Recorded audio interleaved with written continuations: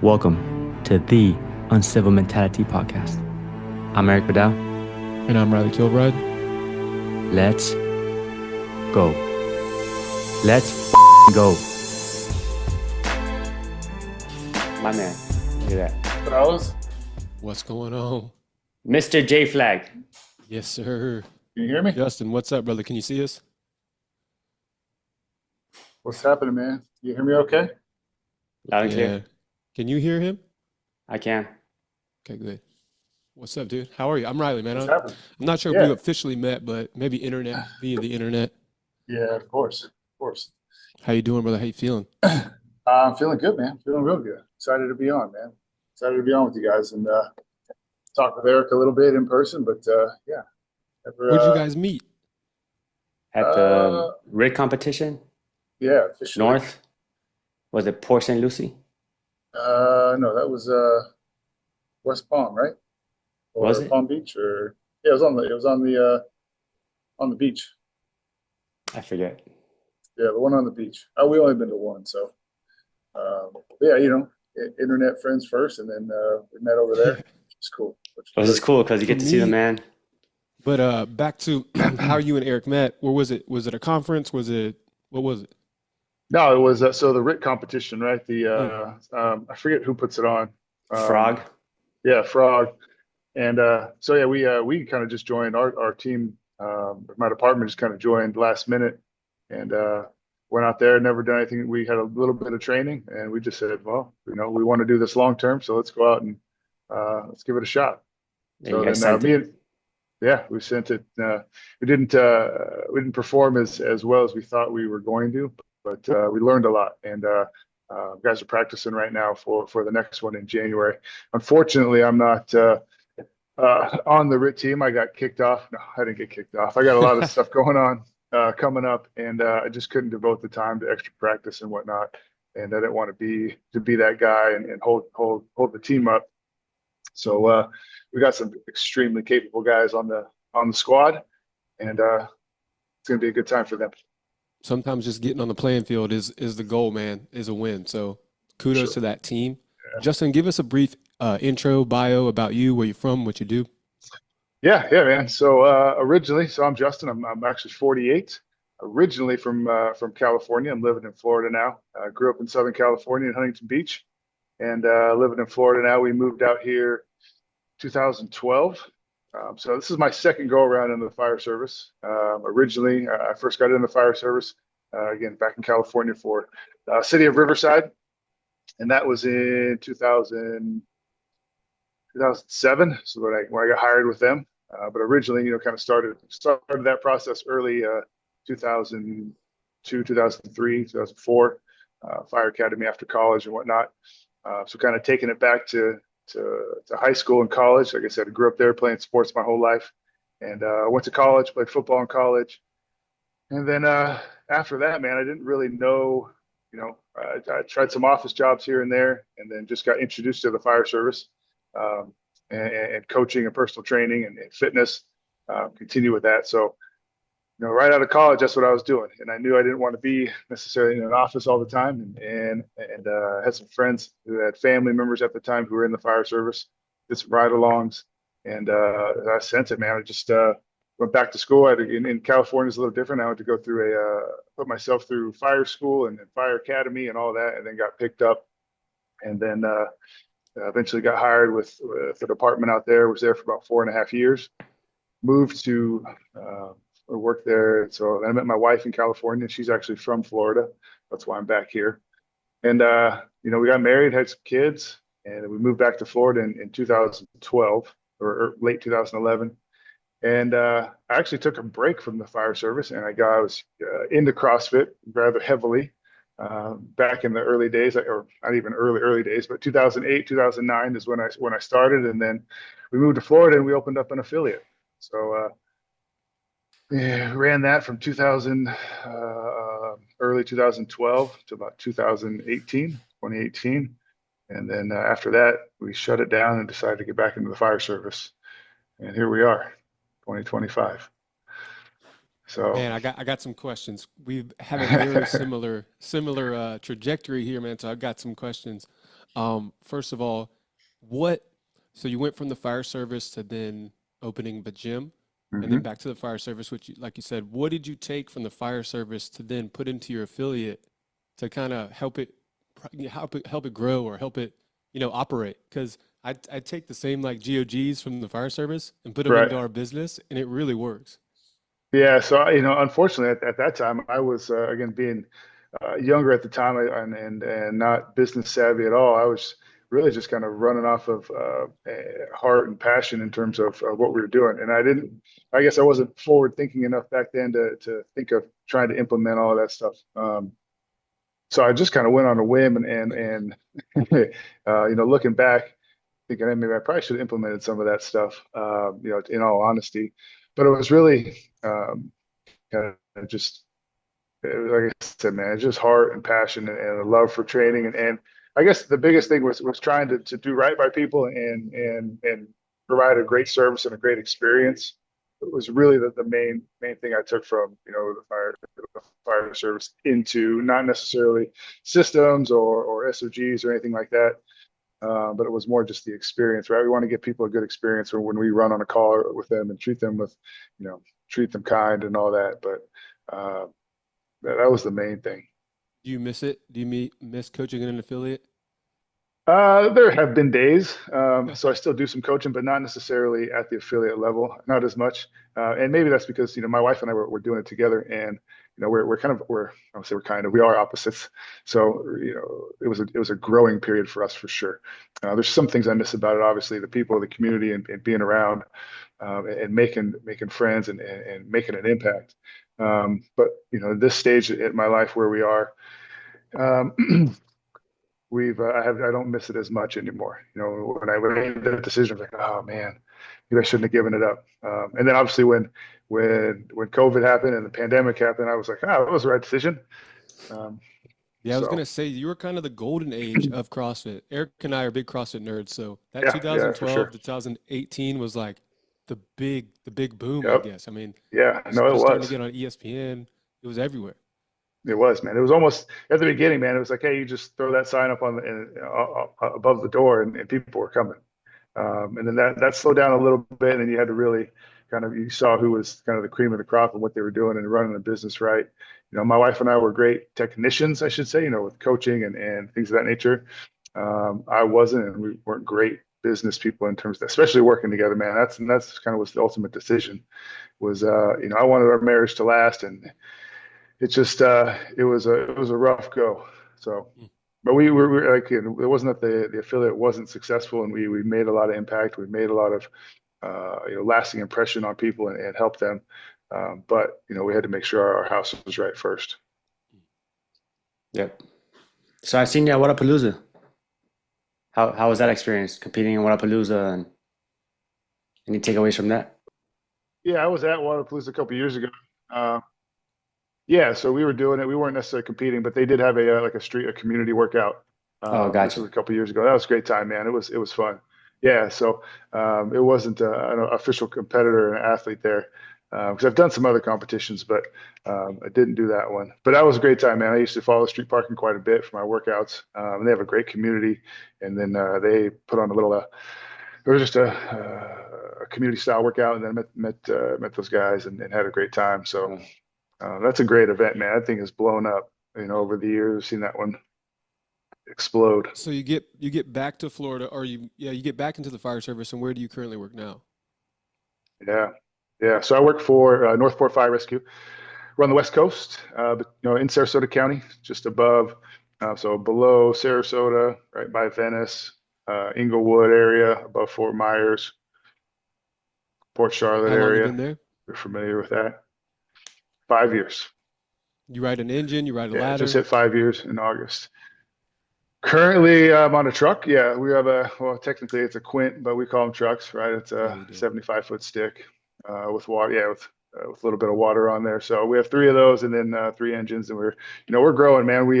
It's a great department, really progressive, and the culture's great. Great culture around training, education, everything, man. Aggressive fire tactics, and so, like I said, we have three trucks, three engines, and we're actually growing. Like I said, with the uh, looking to build a couple more stations in the next few years. So a lot of growth down there, man. Everybody from up north is coming down and moving into Northport area. We have a smaller-ish, I would say we were like a minor league department in size, the one I work for, and we just had a recruit school graduate 27 kids, and that was Man, one of the biggest recruit schools we've ever had. yeah. So I had talked to a probie yesterday. He had his first car fire, man. You could have, like, he was an 18-year-old, 19-year-old kid, and man, the smile on his face, man, it just Yeah, kind I of, bet. I bet. it's good to talk to young firefighters again because they get so excited, man, and it kind of gets you excited to get, to keep doing the job.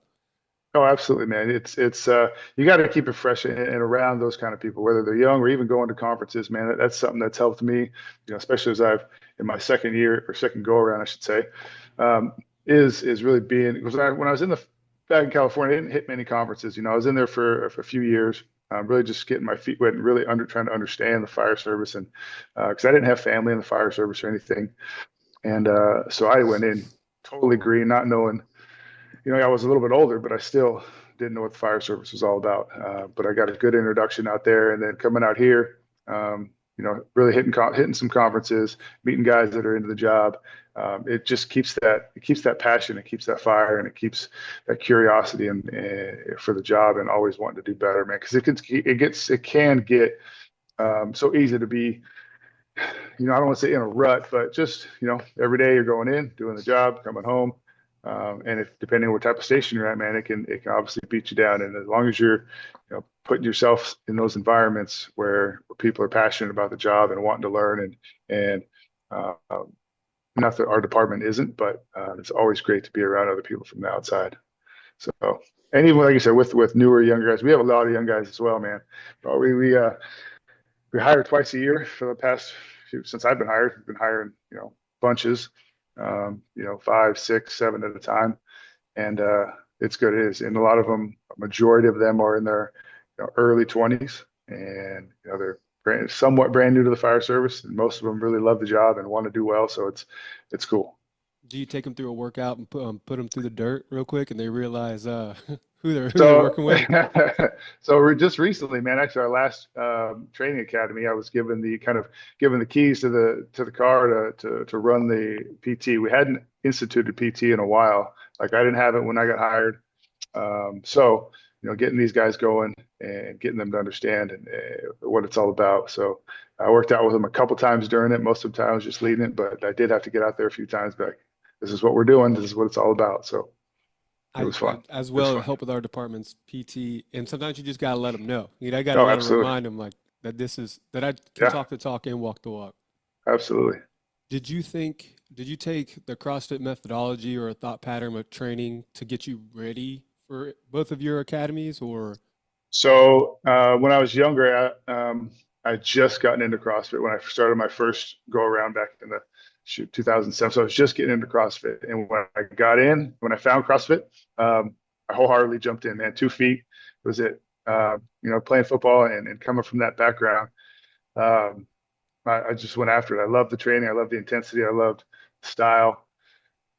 So, and in my old department, I did. I kind of introduced that methodology to the department. And the great thing about it is that department already did a lot of training and gear, man. We had this thing called the gauntlet.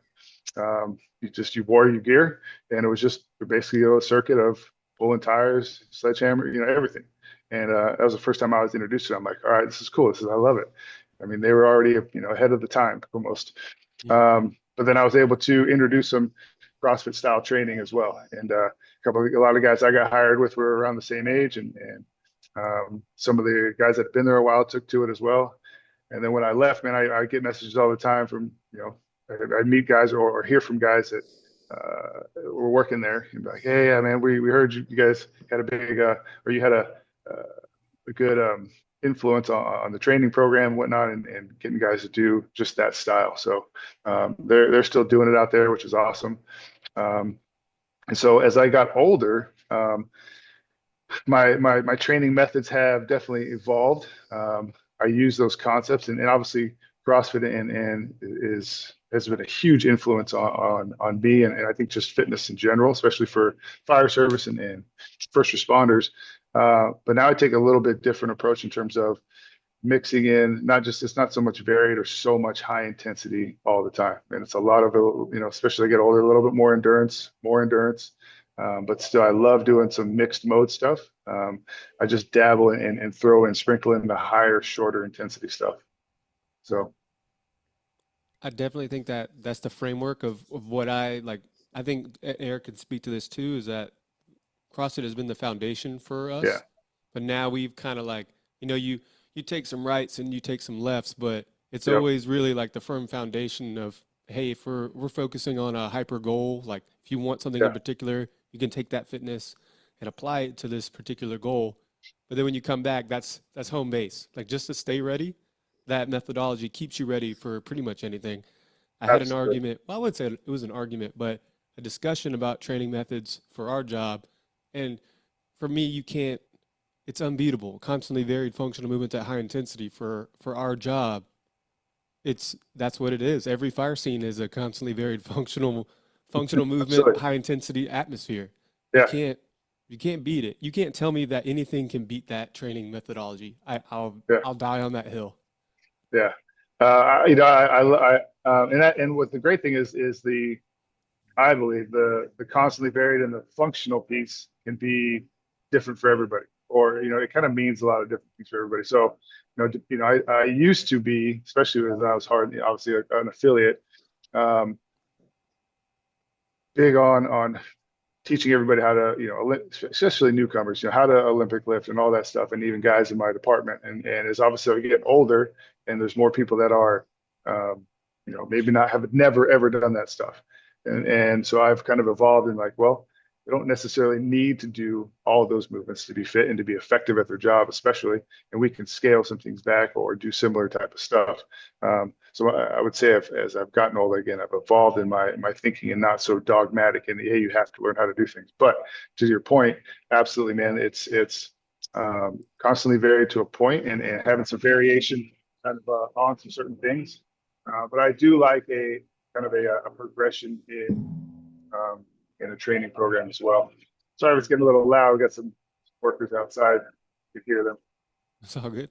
Yeah, We even load up a lift assist the other day, or like some type of med call where we're picking someone up on an stretcher to get them yeah, on and I'm looking at my partner and he just like shoots his hips up high into yeah. the ceiling and he's lifting this up and I'm like, oh man, like that's functional. Like Absolutely, picking man. someone up Absolutely. off the ground with a deadlift is part of the job as well. I was like, please God, don't ever Absolutely. do that again. Eric, did you, from what I understand, you were doing CrossFit in the military beforehand. Did you train CrossFit as you're getting ready for your academy? I did. Yeah, We're mostly it talking was like, calisthenics, preparing, yeah, conditioning the body to get back into doing push-ups and just running. I know the academy was a lot of calisthenics, but that gear though, that gear, that my first introduction to bunker gear Yep. was it was rude. mm. Yeah, and that's Was why there I harp on it. I harp on training in gear, and that's why the main reason why I'm not comfortable in gear. That's why I train in gear, and I'll never get there, but yeah. Eric loves this question, but I'm going to steal it. Was there ever like an oh crap moment for you where like I should train in my gear more, or just you were doing it from your early in your career, so you just kept doing it? Yeah, it was definitely in my academy when I first got into it. It was just, as I've, because I was, in shape, and I was running a lot, doing a lot of lifting, stayed in shape after college. Um, but kind of those first times when I put that gear on, I put the mask on, man, I remember putting that SCBA on and never having feeling anything like that. And I panicked for a second, but obviously I was able to, or thankfully I was able to, it was a controlled environment. It was like they were actually getting us ready to, to use the mask, just facilitating, hey, this is what it feels like. Walk around, do some things, get your heart rate up. And that's kind of what I was like, okay, here's the mask. This is never done this. And then, yeah, as we just in that academy, just being in gear, in and out of gear, um, but not necessarily. And thankfully, like I said, once I got hired with my department, it was from the get go, man. It was, hey, this is what we're doing, and that's how we trained in terms of not just our PT. Wasn't every day, but a lot of guys did that for their PT, and you could switch it up. But every time we went out on the drill ground or did some stuff, majority of the time we were in gear, not necessarily on air, but in our packs, And everybody was, which was a great, the culture out there was awesome because they called it full metal, right? Hey, it's full metal. We're putting everything on. Um, I you know, like that. yeah, the captain was out there. He was instructing. He was wearing his stuff. He wasn't necessarily going through everything, but he was in gear, and then the senior firemen were in there, engineer. We were all, in our gear doing stuff. It wasn't like everybody was, in their pants and t-shirts, yelling and screaming at you. They're either doing or working with you or facilitating and teaching. Um, and so that really helped in terms of getting acclimated. I think training in gear is important as we're on this podcast, but Yeah, I absolutely. think training in your mask is also Yeah, like train in Hmm. gear, train in mask. The mask, I think, doesn't, people aren't really ready for that curveball right. that your breathing is limited. You're breathing basically Hmm. through a little straw. I mean, it matters what kind of SCBA you have, but that breathing hole is not very big. You're changing No, your breathing patterns, and then that in effect can raise your heart rate, can make you panic, can that just restriction of breathing for some people I think is a big thing as well. So put your put your mask on too, dude. I feel oh, like absolutely. Yeah. that's gotta be in the training as well. Yeah, and for me, man, I breathe deep and I breathe heavy, and so I have to, do that more just to be able to regulate that, so I'm not just sucking down the bottle. And it's not that even if I do suck down a bottle real quickly, it's because just I'm breathing heavy, not that I'm out of air or gassed, obviously depending what you're doing. Um, but thankfully, I can, maybe take that first one down pretty quickly, and Yeah. then just put one down, right? Just put another one on my back. Just switch it out quick, and let's keep going. Yeah, I guess if you have really good lung capacity, like if you can actually like fully expand and like get some really big breaths, that will also drain that bottle down to multiple Dude, it does. fast, shallow breaths. Never really thought But about that. well, there's multiple factors, right? You get the mass restricting your airway, so the lack of oxygen is real, but then you're breathing in that carbon dioxide. Also, the pack is restrictive. You can't really expand, right? Hmm. Your lungs or your Temperature. diaphragm. It's pretty uncomfortable. So, I mean, it's just a multiple factors that you have to condition the body and you have to be in that situation to Yep. comprehend, Yep. have that awareness. Okay, this is what I can do. This is where I'm limited. This is where I can push. This is where I have to taper off. I mean, there's just no substitute, my dude. No, There's no substitute for that. no, absolutely not. I recently, well, didn't you do a triathlon as of late? Yeah. So earlier this year, I did a sprint Nice. triathlon. Yeah, it was fun, man. It was my first. I hadn't done some endurance stuff in a long time, and that's my first ever, multi-sport event in terms of, run, swim, bike, or swim, Bike swim, run. bike, run. Yeah, Yeah. I already forgot. Yeah, it was fun, man. It was cool to train. I like the training process from it. It just takes up a lot of time, Hmm. and trying to get good at all three. But it was a cool experience, and I had some goals of going further and doing an actual, maybe like a half iron or a longer distance Olympic triathlon and some things. But some things that came up in terms of what I'm doing next year. Starting paramedic school. I knew that Let's was going to be go. coming. There we Yeah, go.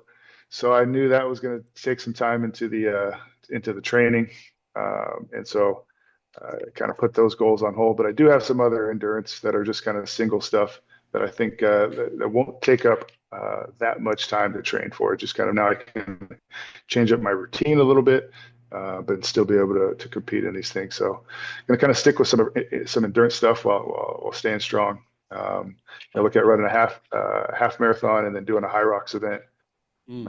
um, down in Miami. So come on out. Let's go, Erik. Yeah, Yeah. April 19th, I'll be out there. I'm thinking about making Yeah, the trip, man. There's one in Atlanta and let's there's one in go. Miami. I would Yeah. love an excuse to go to Miami because I've been to Atlanta and it's not that great. But Yeah, Miami, I mean, that's gonna be a cool event. I mean, High Rocks low key making a move, man. Like oh, yeah, people are they're making a into big it. push. Yeah, Yeah. it's yeah, I've heard, oh, it's just CrossFit. I'm like, well, not so much. It's a lot more accessible, Hmm. than CrossFit, right? It's the barrier to entry is a lot smaller. You only have to do a few things. You'd be able to run, and then it's endurance based. But then everything else is anybody can do the skier, can push a sled, do some wall balls. But And yeah, from what I the understand, template is there. you The can Yeah, do template it is there, solo and or in two, right? yeah. There's actually solo, doubles, and there's actually a relay. But come on, who wants to do the relay? Yeah, dude, yeah.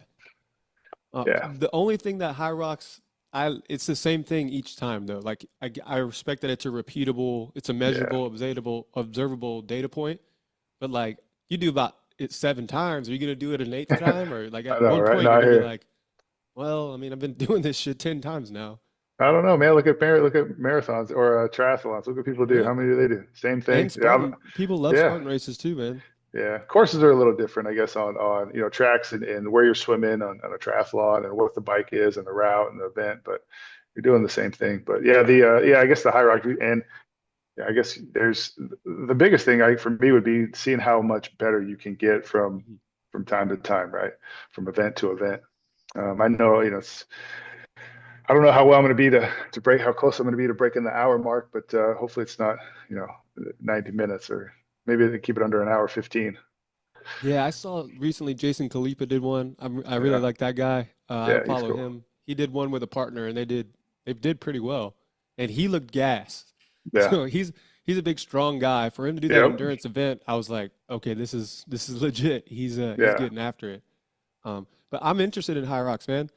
I would love to try it. I'd love to go to a destination where it's cool to kind of makes the experience too. Is like now I look at like different. If I'm gonna do an Ironman, I want it to be in Hawaii. You know, like I want to be a destination somewhere where it's gonna be beautiful as well. For Um, sure. but Miami wouldn't be a bad place to do a High Yeah, Rocks event, man. it's not too bad. April. It's a good. It's not too hot. A little humid, but it's just kind of tip of the or kind of reaching warmer temperatures in April. I Should be was at indoors the, though, right? Yeah, that's indoors. Yeah, for At the sure. but convention then center. after you just go to the Yeah, beach right after. yeah. You do whatever. We're grown Yeah, ups. exactly. I was at the track last week and it was 27 degrees. Yeah, South Carolina can get really cold at times. Bro, it was 40s in the low 40s here last week. In the mornings, I was like, wow, jeez. Yeah. The Florida weather, man, it's beautiful. I would definitely want to retire there. Beautiful Florida weather. I can't if it's gonna be that cold, I hope it snows. Like you gotta give me if it's 26 degrees, give me some Yeah, snow. for sure, for sure. Because it's terrible. Cold wind while you're running is Mm, the true test of a man's soul. True yeah. Um, test of him. Justin, you recently completed One Bad Tour. Not sure how recent, but Uh, was it One Bad Tour earlier 3? four. One Bad Tour So 4? yeah, earlier this year. Nice. That Talk to was a me great about experience, man. the preparation for that and then takeaways from the course. Yeah, so preparation wasn't the only thing I did a little bit more of was some body weight and calisthenics stuff because that's it hasn't always been my jam. And obviously getting in gear and training in gear, working a little bit more. But it was because I knew going in, it's a couple of guys that completed it, and it was the calisthenics piece of PT. Um, so I just kind of incorporated that a little bit more into my training, a couple times a week, doing those things in gear, push-ups, air squats with packs on, things of that nature. Um, and then the course, man, the course is awesome. Everything about it and the experience from the setup to the cadre that's there, their intentions are huge, right? They're there to make us better. They're there to make guys better. They're not there to to drill guys down into the dirt and make them feel like shit. You're there to work hard, and they'll let you know there's a standard to uphold. But that's all in preparation to obviously to make you as an individual better, stronger, better fireman, and just more resilient. Um, and so I can't say enough, man. Those guys out there are extremely humble, about what they do. They're extremely helpful to everybody that's out there. They're extremely respectful to everybody's out there, no matter if you're a rookie coming off or a lieutenant or a chief, whatever it is, man. They're treating everybody with utmost respect because again, we're all there. They know whoever's there wants to be there and put their took time away from their families. They spent their money to be there, and they want to get something out of the course. So they put their heart and soul into the course, and they expect you to do the same thing when you're there, which is awesome, man. It's a mutual respect, a mutual understanding among everybody. That's hey, we're all here to get better, and we're going to do whatever it takes. So like I said, it's not easy, definitely challenging, mentally, physically. I mean, even for some people, I guess, emotionally, right? Um, but you have to put in the preparation, and just it's a kind of a, I don't want to say minute by minute, because it ebbs and flows, right? It's not a 24 hours um, grind, or I would say it's a 24-hour grind, but it's not a 24-hour sprint where you're just going all out, balls to the wall for 24 hours, right? It's meant to mimic a one bad day, right? A bad day at work where you're just working out and you're running calls and you're not sleeping and you're hanging out with the guys. So and they say that from the beginning. And so it's man, if whoever's out there, whoever's listening, if you get the opportunity, do it. All right, Yeah. you go out there, put your name in the hat, put your name in the ring, and get after it. Yeah. What I hear is environment. I hear is the head of an environment, and iron sharpens iron. That's what I'm Yeah, hearing. that's what it is. Absolutely, man. And what's cool too is similar. I guess obviously I'm not too familiar with it, but smoke divers, whoever completes the course, they invite guys to come back and help and volunteer their time and be out there. So I was planning on actually being out there at this last one just last week, and unfortunately, I would say unfortunately, but something came up in terms of an event for my daughter, so I decided to stay home and do that. It's definitely on my list, man. I'm definitely interested in, and hopefully I'll see you down there one day. Yeah, do it, man, and keep putting your name in the hat, because I know obviously there's hundreds of people now, probably upwards of thousands, that are going to start, applying for it, and be strict in terms of who he takes, Yeah. how he takes them. So, Yeah. but he is, I've heard Beth say, hey, if he sees repeat names coming through, that's a obviously that's a advantage to that individual. Also, I think just we talk about on this podcast of like getting in the right rooms. Like those are the Hmm. rooms you want to be in. Like that Absolutely. network that you get into with meeting new guys, and just those are the guys that I want to, like when I need something, I can call those kind of people. For sure. But but yeah, the one bad tour, I think if I could model my next birthday party around like that, I think that's what I would do. Like I think I want to have a one bad tour birthday party. I think that's what I think that would be Nice, pretty fun. nice. Sweet. Yeah. Yeah, send me the invite. I'll be there. Yeah, yeah, yeah. Well, we were looking, my gym was looking to do it was called Green Beret Fitness. Okay, We're I've heard of giving them that. a free shout out, but they do a 24-hour event, Yeah.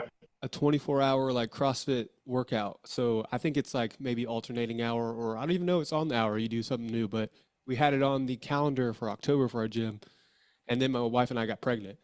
So we were like, the baby was Yeah. due within like 1 week of that. And I was like, I don't think that Megan can really handle that right now. Yeah. Yeah. But yeah, so maybe we'll put it back on the calendar. But yeah, that 24-hour window, man, it can feel like a lot of time or a short amount of time. Did you think it went by quick, or was it fast? Um, no, it did. It did go. I felt like it went by pretty quick. Yeah.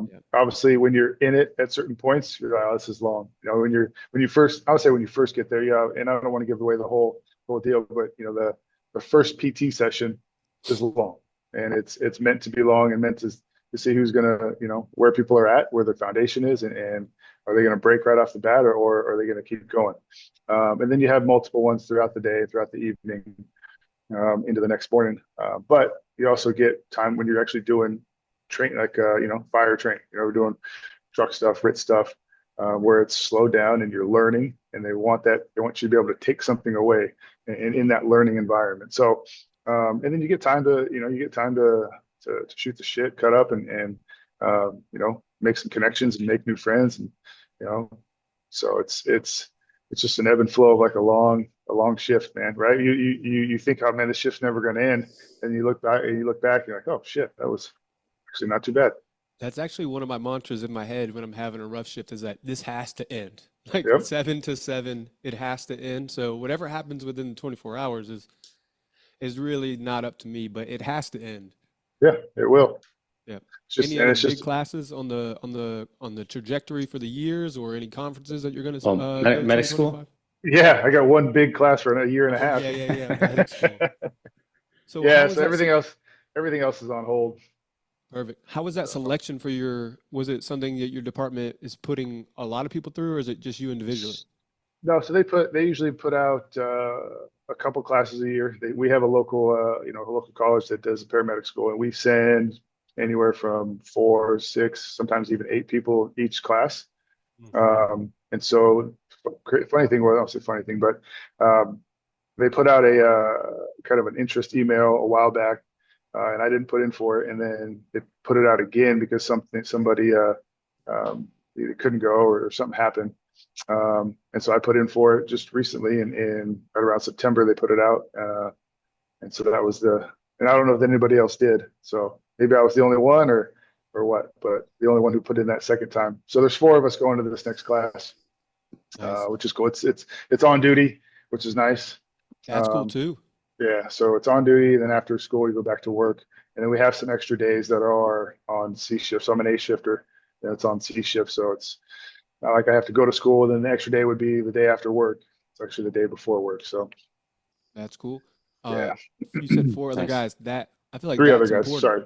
Yeah, yeah. There's 3. Sorry, 3. There's 4 of us total. Three other ones. Yeah, it's huge, and they do it every class, man. There's a handful of people that go, and that's it's good, man. It's right. You don't want to just be going solo. That way you can, you're with familiar faces. You reach out with each other, study groups. Hey, what do how are you taking this? How are you learning this type of thing?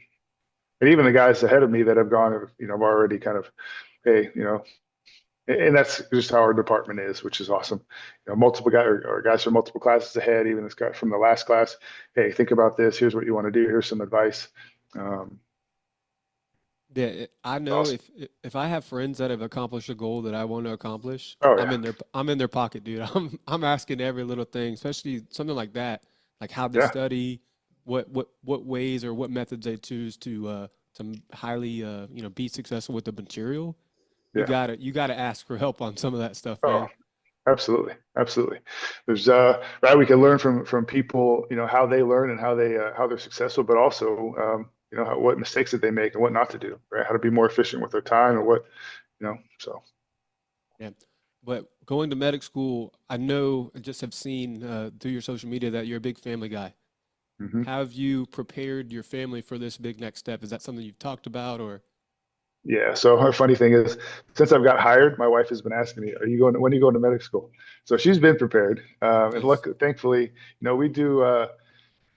She's she's had, like I said, this is her second time with the fire service. The first time we had young kids. Our girls were super young. One of them wasn't even born when I was in the fire service. But since being back, she's a beast, man. She's a savage. She handles so much stuff around the house when I'm gone, or just in general. And so she knows, and they all know, the 3 of them, that once this thing gets rolling in the thick of things, I'm going to be around, and especially the other thing is we're doing travel volleyball right now. Mm. So this is the heart of this, getting into the heart of the season. And so when I'm with them, that's where it's going to be. And then during the week and in school and at work, man, it's almost going to be, I want to say, totally absent, but there's going to be a lot of time when I'm not around. I found that I can't really stick around and study. I got to get out of the house, and not because of them, but it's just, when you're at home, and I'm always, whether it's the dogs or doing something else around the house, it's just getting distracted. So I feel like it's good that you're experienced enough to know how you learn, you know? Like sometimes that's the biggest hurdle for people is like, yeah, if I know I have to take in this new material, how do I go about doing it? And if you know your learning style from the get, you yeah, know you got to get out of the house to do the study and don't try to yep, study at home because you know it's not going to be worth it. But yeah. I guess it took some time. A lot of years, right? A lot of years of experience under the belt. So Yeah. What about so after you complete medic school, because we're forecasting, yeah, yeah. what does the steps look like? Do you have to do clinical hours does your department So do EMS? yeah, we are. Yeah, we're fully EMS. We have rescue slash ambulance, and so that's they're making a push for I don't want to say everybody to be a paramedic, but I think that would be the favorable thing for them to see. So yeah, we pretty much all of our units are going right now. We have 2 units, 2 engines that are not ALS, but they should be ALS by the end of the year. And so every apparatus will have a medic on there. We do our own transports. I think we're adding in an extra um, rescue at one of our right now. One of our stations runs two. Actually, the station I'm at, we run two rescues out during the day, and then one of them goes back to a different station at night. But I think we're looking to make that a permanent, two rescues out of our station in the So as a future. new guy, would you be on the rescue for a Yeah. while? So sorry. As a kind of back to your original question, as they call it a PIC, a paramedic in charge, you're kind of signing a contract to be 3 years as a PIC, and that's really only I can still you can still promote to or test to promote if somebody wants to lieutenant. But in terms of we have an engineer program as well, but you can't take that route if you're a PIC Hmm. So after you can three be years. a firefighter or paramedic, but you have to be that role for 3 years before you can Yep. test for engineer. Yep. So does Florida well, obviously not since your department's in Florida, but it's pretty popular that every firefighter has to be through medic school, right? I feel like I always see jobs Uh, listings in Florida, but it has to be firefighter, paramedic. it's getting that way. I know on the East Coast that's more so than the West Coast. I think the West Coast is definitely making the transition, especially where I'm at. In county north of us, Manatee County, they have their own. A lot of departments were just fire, and they're making that transition, that push to ALS as well. Even if it's non-transport, um, they're making that push. And obviously Erik would attest better on the East Coast, but guys we get from the East Coast, it's you have to be a medic. It sounds like. Yeah, Eric's a doctor, man. He's a doctor. Well, not only is it incentivized, I mean, if you want to know your job, I mean, Mm. Yeah, being a medic and ALS, uh, absolutely. advanced cardiac And, life support. yeah, and I don't want to say I was against it, but it was never in my immediate radar. And I just started thinking about it, and it's like, hey man, it's if I talk about being an asset, not a liability, right? And there's really no good reason for me not to do it. Um, Exactly. I couldn't think, it's like, what's the benefit of me not doing it versus, going to it and doing it. And I felt like I was at a point in my age, my career where it was now or never. So it was, See, our department is kind of in a transition period where we're starting to gain more paramedics. So maybe in the next 2 or 3 years, the program will grow a little bit. But yeah, it's not incentively for me to go to medic school right now. It doesn't make sense because yeah, there's not that much of a pay bump. yeah, But saying that, if they asked me tomorrow, like, hey, do you want to go to medic school? I'd still probably say yes. Like, yeah, I'm into it and I'd definitely be open to it. But I don't think there's enough interest from people in our department to have more paramedics on the floor. But right, I'd do it. I'm interested. I want to. It's on the list of things for sure. But yeah, I don't know. I don't know what that yeah. would look like. Hopefully, I'll save that for maybe 2026 school. There you go. And we are incentivized quite well for it. Um, but even looking when I started, I didn't want to do it just for that. I wanted to make sure I was doing it for the right reasons because I'd heard just, hey, don't do it for the money because that's not something that's going to push you through, right? It's like, yeah, forget it. So it's just timing, man. It's timing, and there's a certain, I feel like there's a time and a place, where we're being called to do certain things, and this was it. Nice. Well, I'm peeping your garage gym setup behind you, man. Yeah, yeah. That's impressive. Tell me your like go-to. I mean, you got a nice rig set up. What's your go-to equipment in your garage gym? So if there was any like Christmas people listening, like what to buy for their home gym, what would you tell them? Right. Well, okay. For me right now, it's been sandbags and kettlebells Mm. lately. Obviously, when I first started, it was definitely barbells and bumpers, and yeah, I think you can't go wrong with that, right? To me. So a good barbell, a good set of bumper plates, and then again, depending what you want to do, either dumbbells or kettlebells, and then some sandbags. Was this kind of some collateral from your gym? Like Oh some yeah, of those pieces were in yeah, your CrossFit gym? absolutely. So we kept That's yep, awesome. definitely kept the rig, all these, the side, the bumpers, that whole stack, Yeah, uh, that's all the nice, du- man. all the dumbbells, and then I've actually just recently added like the ski erg I added a couple of years ago. We never had a ski erg in my gym. Um, I do have a assault bike over here. I'm on the hook Rowers. for, I want a true form runner. I want like one of Yeah, those self-propelled treadmills. I've been looking, man, but they're expensive and yeah, they're and they're hard to move. Like they're just really freaking heavy. So yeah. it's like if you buy a new one, I think it's 5 grand. And I'm like, man, I don't love running that much. I mean, dude, I love I, there's free concrete out there. yeah, that's kind of how I've been too, man. I've been running a lot more lately, and I've thought about, maybe I can find one at an auction or used or something. But like you said, it does take up a lot of space. There's just free pavement outside. Right. If I really want to use the indoor one, I can go to the gym down. Actually, I have a membership somewhere else, and there's where my wife works as well. She's into fitness and training. They have an assault runner. Mm. So I like, it'd be convenient, but it's not necessary right now. So, Yeah, I don't even know if there's one in town. Like, I don't know if oh the gym wow, has one here, but yeah, they take up a lot of space. I've seen like CrossFit Mayhem has like 20 of them just like lined up across the gym. Like when I see their gym, like CrossFit Mayhem on like YouTube or something, I'm yeah, like, yeah, man, what? That is like a candy store. It is yeah. insane the amount of equipment they have, I especially mean, if you heck, know the numbers. If you know what that stuff oh costs, you're like, I'm doing the bill. I'm adding the bill up in my head. Do you think yeah, but Rogue? You think Rogue hooks it up, or I would imagine, right? He's a sponsor, or he is, or was a sponsored guy, and obviously, multiple times games champion, goat, one of the goats, stuff yeah? that. So who knows?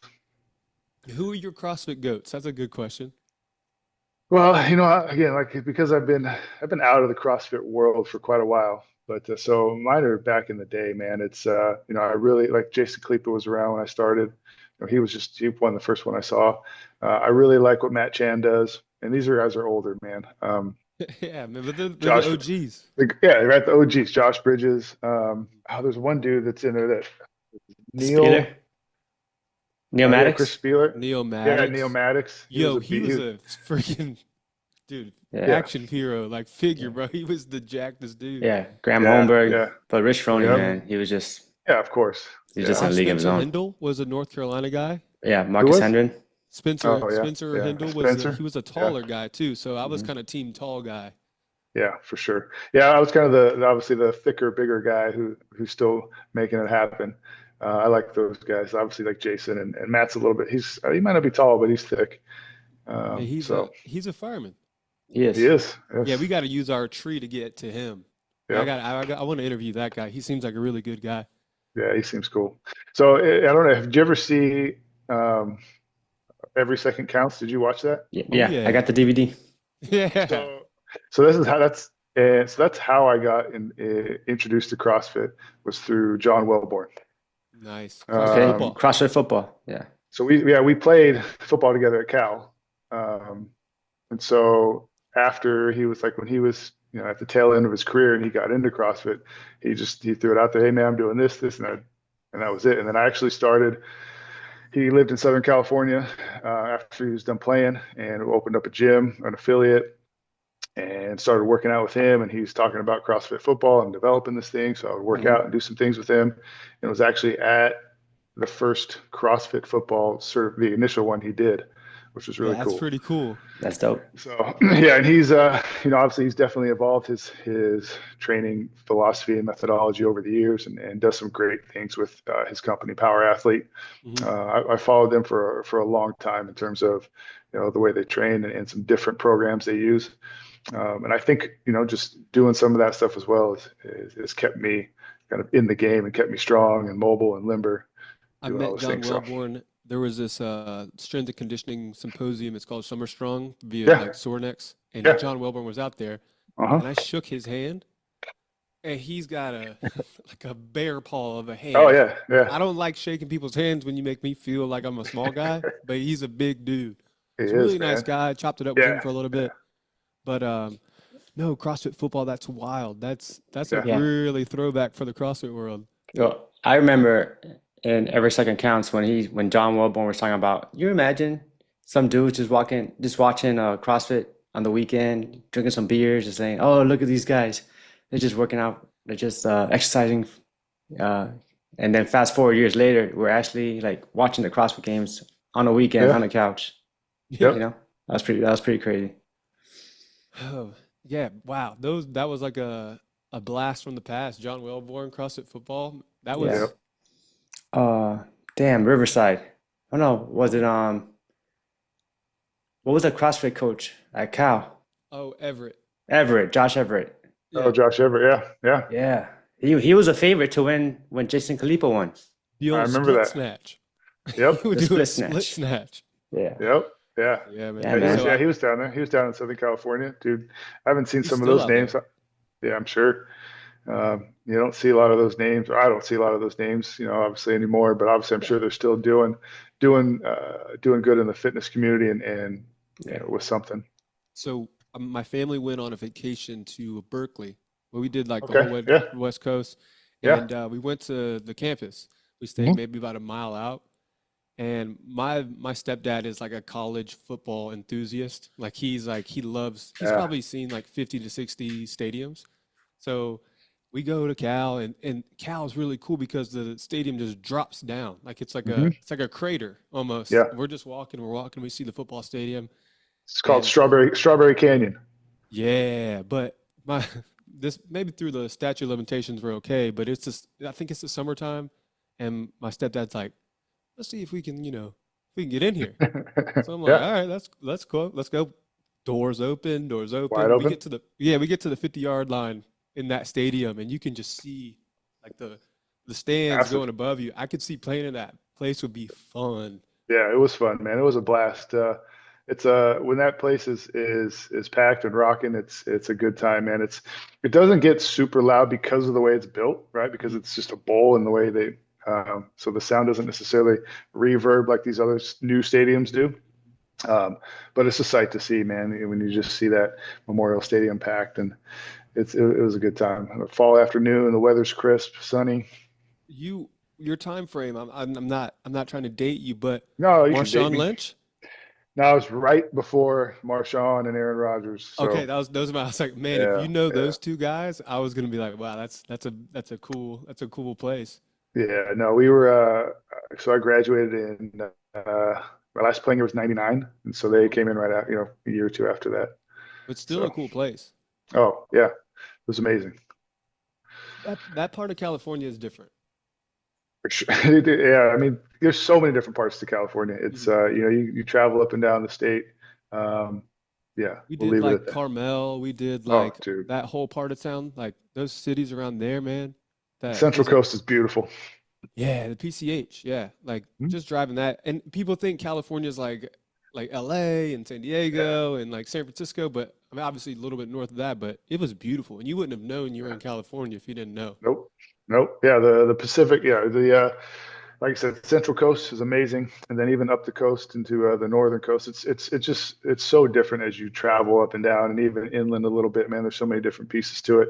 Um, it's definitely a very eclectic place, and depending where you're at, that's really the main thing I miss about that is just the difference in, I guess, terrain and weather and the great thing about growing up in Southern California is, so I did surf and I did ski or snowboard, and you could do both in the same day, and I did a few times, Well, which was Huntington cool. Beach, man, that's another place. Yep. So my wife, we did like a stint on the West Coast. I lived in Phoenix, and my wife lived in San Okay. Diego, like right in La Jolla, and Yeah. we explored California all the time. Like we went all the way up to NorCal. We went even to Tijuana. We did some wild stuff. So Yeah. I always have like a certain soft spot for California, but I wish I was like I tell people, you know how rich you have to be poor in California. It's true. This is You true, gotta man. have a lot of money there, bud. It's But amazing. yeah, I would love to go back. I mean, I think it gets it's a bad name these days, but it's still beautiful. Yeah, it depends. Again, depending on where you go, man. I've taken my daughters back to Huntington Beach the last 3 or 4 years, and it's great, man. It's been a great time, and spending time with family and back on the beach, and just still being active and working out, and then hanging out during the day, doing whatever, riding bikes along the beach. It's tough to beat, man. So in the holidays, does your family have any cool holiday traditions that you guys partake in? Um, Oh, we don't, man. Not us in terms of around here.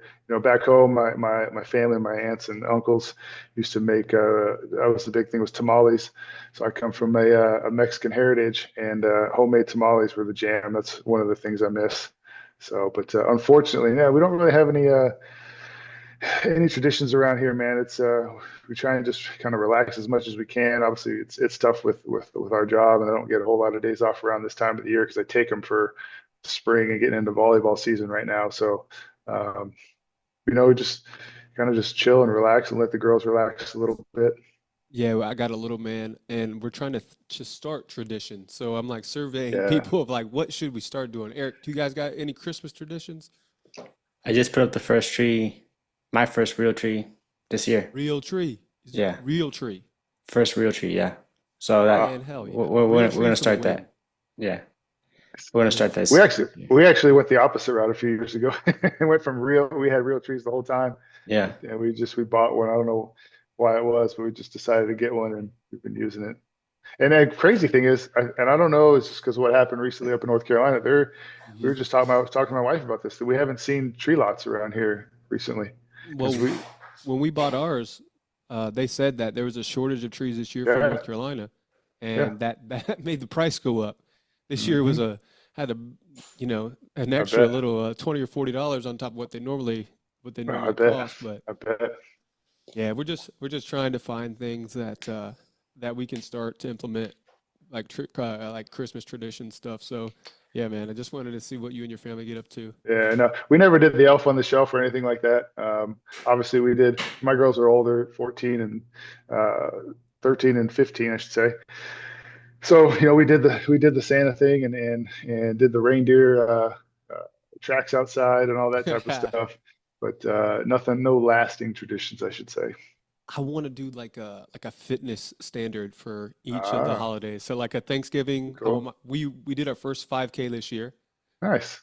Yeah, I threw on a heavy rucksack and my wife carried the baby, so we did 5K. So maybe every Thanksgiving we do a There you go. 5K. I'm trying to decide the fitness thing we need to do on Christmas Day to kind of that's the tradition. Yeah, give them the 12 months of Christmas workout Oh God, that one's I would be or 12 pretty days of jacked up for Christmas. that one. 12 days of It Christmas. feels like 12 months if you do it. Yeah. Well, again, Justin, man, we just want to thank you for coming on, brother. We understand Yeah. the value of time these days, and we enjoy just chopping it up with you, man. It was really a pleasure.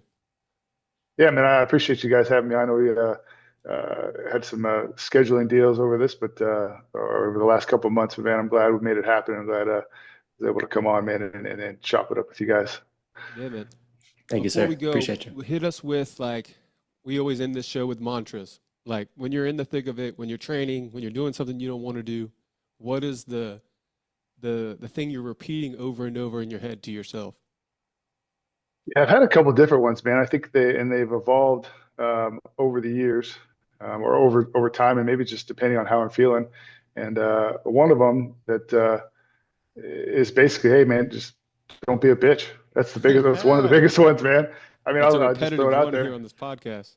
Right. It's hey, come on, man. Just keep it going. Don't, and that's one that and again, I think it just depends on what we're doing or what I'm doing.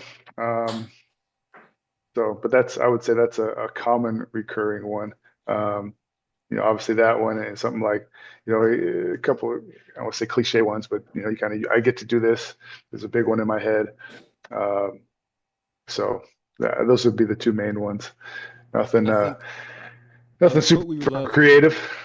a quote we've been going to is that it's hard to be anxious and grateful at the same time. So if you Sure. change that, like, oh my God, this workout's so terrible, like I'm getting to do this workout or I'm able to do Yeah. this workout, that kind of can shift your Yep. perspective a little bit. But For yeah, man, I sure. think For we need to sure. make a DBAB shirt. Like, don't be a Yep. bitch. Like that's kind of like a of the 30 something episodes we've recorded here, that is the mantra for most high achieving individuals. So Well, I think it goes to the right the mentality of the people you're speaking to, man. Right, and yeah, they want to avoid that at all costs. yeah. Again, well, thank you, man. We appreciate you. Have a good holiday season and stay safe out there, brother. Thanks, fellas. You guys as well. Thank you. Absolutely. Appreciate it. Appreciate the time. So to all the viewers and listeners out there, the Uncivil Mentality Podcast. Thank you for joining us. On behalf of myself, Erik Vidal. And I'm Reilly. Kilbride. Get after it. Get in your gear. Start training. It can never be enough.